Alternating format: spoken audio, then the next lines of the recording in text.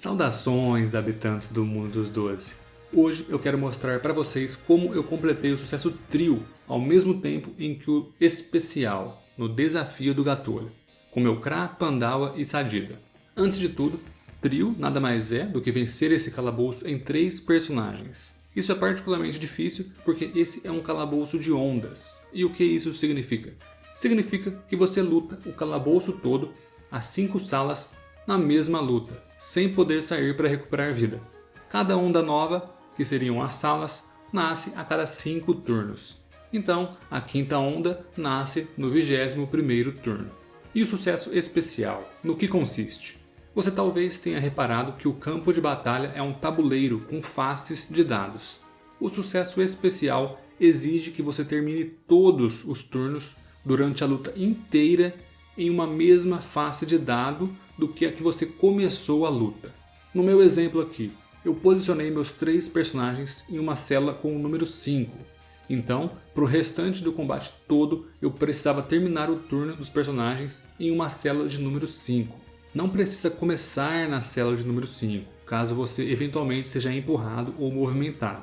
Você precisa terminar o turno na célula certa. Eu escolhi o número 5 porque era o mais afastado dos inimigos e eu gosto de jogar à distância. Uma questão muito difícil no sucesso especial é que quando o Gatolho termina o turno dele em uma célula de número qualquer, em todas as outras células do mapa desse mesmo número vai surgir um glifo e um dado. Meio a meio, metade glifo, metade dado. E isso pode te atrapalhar muito se ele terminar o turno no mesmo número que você, porque vai nascer um monte de dados nas células que você poderia ficar. E aí, talvez você acabe não alcançando a célula certa para terminar o turno. Derrotar o dado também sempre é uma opção, mas o dado tem muita vida, então tomem cuidado com isso. Uma boa notícia é que apesar de o dado atrapalhar sua movimentação, se você terminar o turno no glifo da careta, você é curado completamente, 100% da sua vida. E falando no tabuleiro de dados, você talvez tenha reparado também que eu estou jogando sem o modo tático do Dofus. Essa é a única luta do jogo inteiro que eu acho prejudicial jogar com o modo tático. Você perde informações de luta. Então, fica aí essa prévia do que o Unity pode ser. Poder jogar em alta performance, sem perder a legibilidade do mapa, ao mesmo tempo em que joga com o cenário ativado. Olha o fundo, que coisa linda. Dá até vontade de fazer esse calabouço de novo. Só que não. Como a maioria aí deve saber, eu tenho um time de 6 personagens, Kra, Pandawa, Sheller, Enotrof, Sadida e Eniripsa. Eu decidi fazer os trios Kra, Pandawa e Sadida e no outro Sheller, Enotrof e Eniripsa. E deu bem certo. Deu tão certo que eu consegui completar o especial junto com o trio, que nem era o meu objetivo. No próximo vídeo eu mostro o outro trio. Foi legal porque deu para fazer 2 trios diferentes sem repetir nenhuma classe. A ideia central desse trio aqui era deixar a Sadida atrasando os inimigos com seu grande potencial de retirada de PM, uma vez que ela não fornece muito além disso.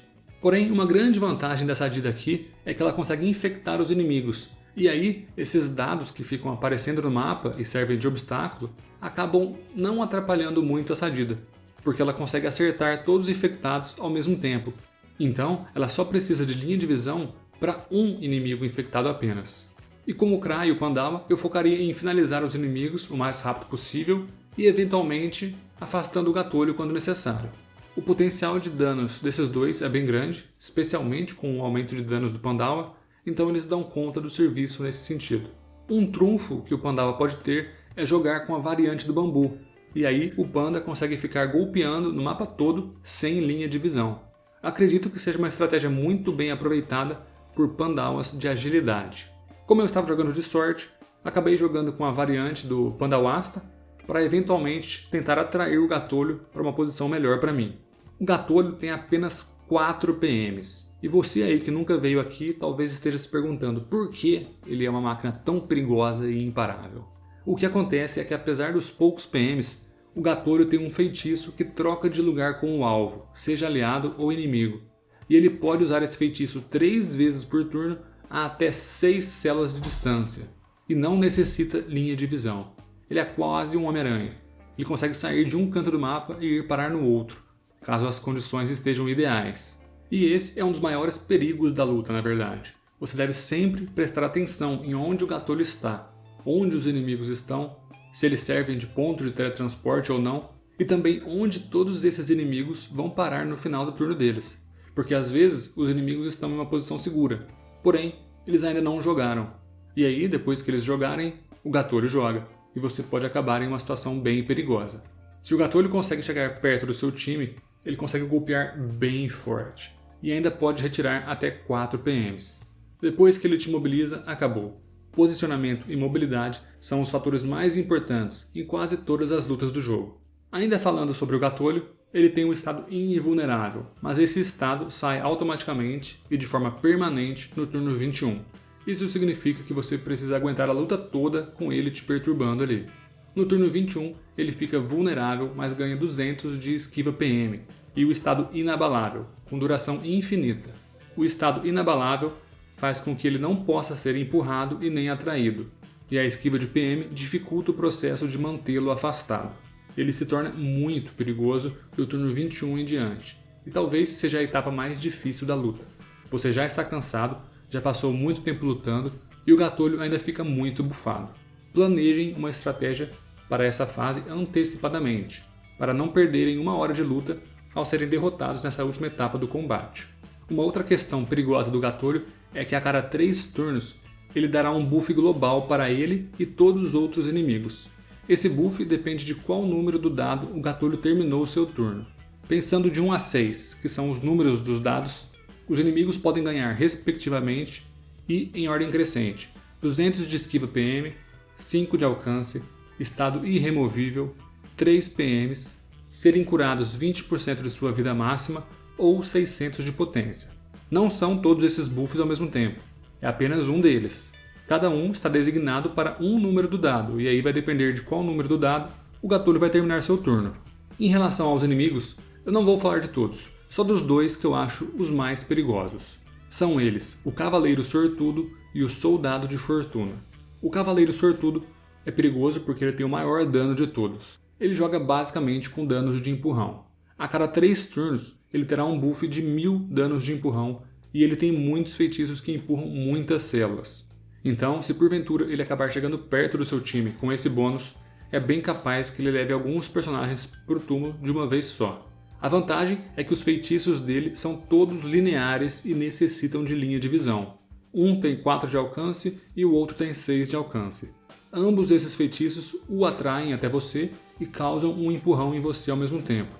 Se você conseguir mantê-lo afastado, ele se torna literalmente inofensivo. Ele não vai conseguir causar um dano sequer em você. O outro inimigo perigoso é o Soldado de Fortuna, mas não porque ele causa muitos danos, e sim porque ele consegue colocar o estado pacifista. Provavelmente um dos estados mais odiados do Dofus, não é? Ele tem um feitiço que remove PAs e outro que coloca o estado pacifista. Ambos feitiços têm alcance modificável, e então, caso ele ganhe aquele 5 de alcance que o Gatolho pode dar para o time inimigo, caso ele termine o turno na célula de número 2, no turno do buff, o Soldado de Fortuna fica com um alcance gigantesco, e é quase certo que ele colocará o estado pacifista em pelo menos algum de seus personagens. A boa notícia é que basta curar para remover o estado pacifista. Mas, se o seu personagem de danos joga em primeiro e estiver pacifista, ele talvez não consiga sair desse estado. Então fica aí a informação para você tentar evitar isso. Uma outra mecânica que merece ser mencionada é que você toma danos quando um inimigo que está na célula de mesmo número que você começa seu turno. No mais, apesar do calabouço desafio do Gatolho ser bem difícil, o mais difícil das dimensões divinas, na minha opinião, a luta acabou não sendo tão difícil. Talvez sorte?